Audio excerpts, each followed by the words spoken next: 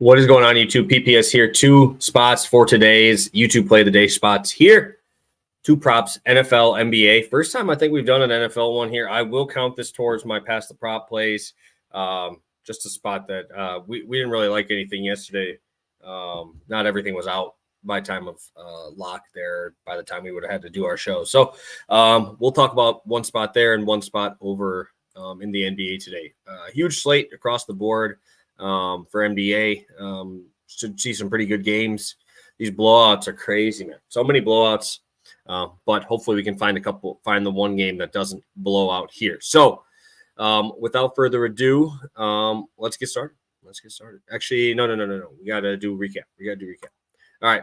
Furman team total did not come through. First half only had 35 points, 12 points in the first 4 minutes. I was excited. Thought we were going to get there easy.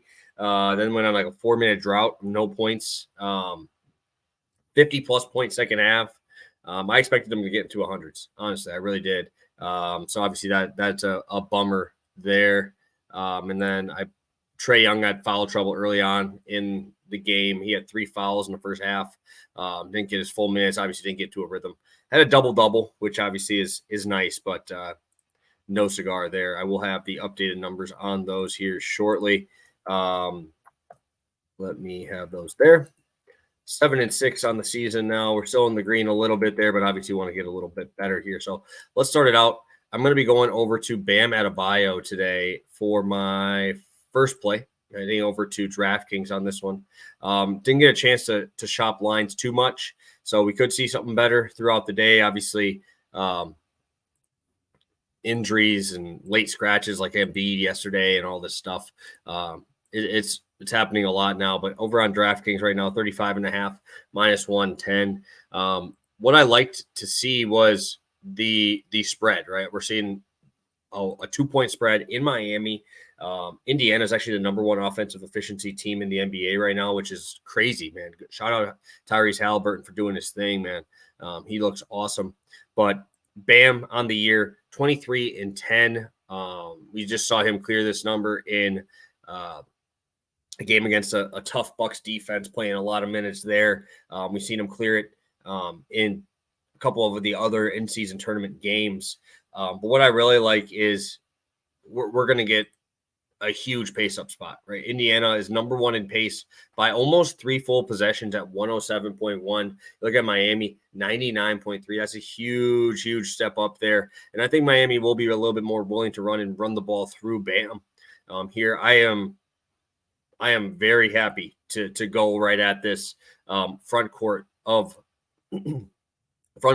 this Pacers team. You look at Bam on the season as well, just getting a ton of rebounding chances. You look at Bam, 16.8 on the season there. Obviously super athletic, able to get the long rebounds as well. I think Jimmy's just kind of taking a little bit more of the back seat here, because obviously you look at Bam's points rebounds are actually higher than Jimmy's points rebounds assist number, which I think is pretty crazy. But with this pace, this is going to be crazy. When's the last time you saw a Miami Heat game with a mid 230s total, right? You just don't see that. They don't play fast enough for that. They play good defense, but Indiana's going to run and gun. There are a lot of young dudes. I think that we're going to see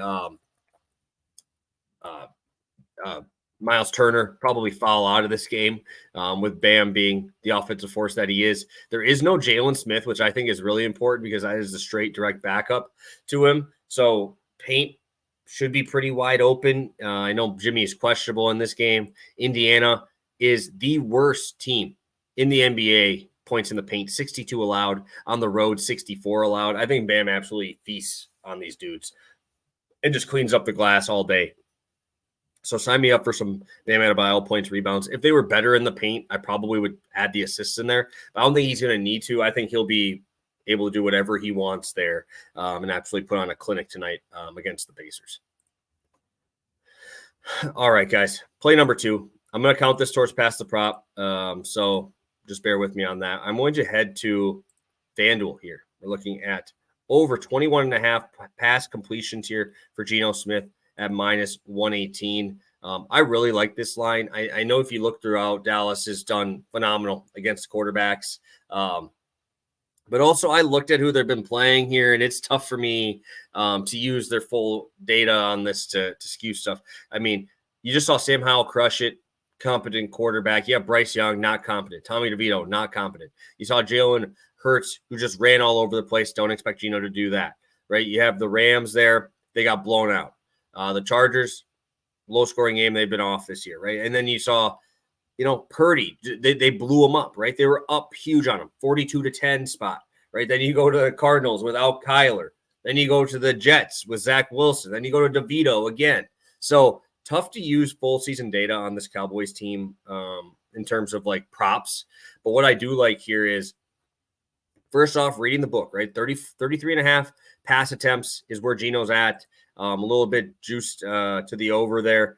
In every game that he has thrown the ball 34 times, he has hit this number, right? Rams, 34 attempts, 22 completions. You go to the Washington, 47 attempts, 31 completion. You go to 41 against Cincinnati. You go 37 against Cleveland, right? 41 against Detroit. 36 against Carolina, right? In these games where he has thrown, he is getting there. And I think you're going to have to here. Kenneth Walker out. I understand you're going to want to slow down this pass rush a little bit, but we saw last week against a good front. Charbonnet was really not able to get anything going. I think they're going to try early on, but they're going to fall behind. They're going to need Geno to throw that ball around, especially with that injury. I think they're going to be a little bit shorter passes here as well. And to be honest, I think the front four of San Francisco is obviously probably the best in football right now.